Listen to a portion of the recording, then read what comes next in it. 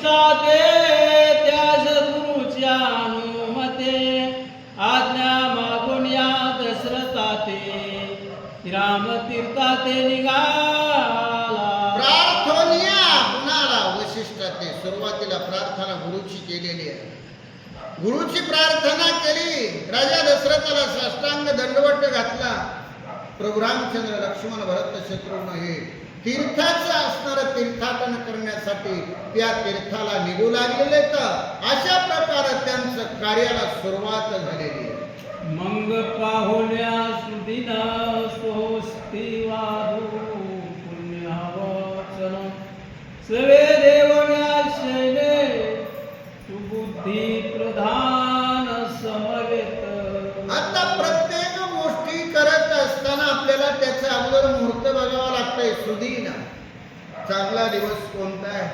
मग त्या चांगला दिवस बघायचा. त्या चांगल्या दिवशी असणारं कार्य करायचं आहे. तो दिवस बघितला कशासाठी? यांना तीर्थाटनाला जायचंय. आणि जात असताना काय काय संग देऊ लागले?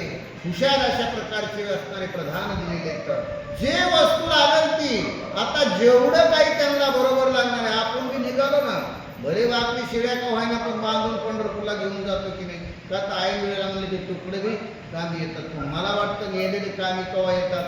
जोपर्यंत सोहळ्यात जायची पाळी येत नाही तोपर्यंत येतात. एकदा सोहळ्यात गेलं की कुठली गरज पडत नाही.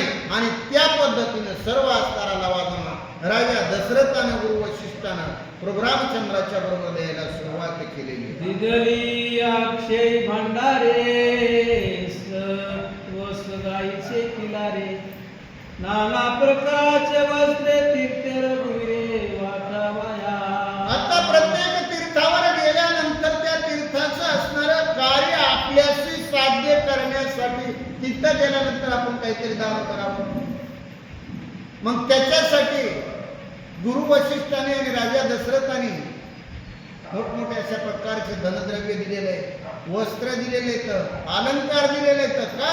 तर तीर्थावर गेल्यानंतर जे काही पुजारी असतील, जे ब्राह्मण असतील, त्यांना आपण दिल्यानंतर त्यांचं समाधानी होईल, सुखी होईल.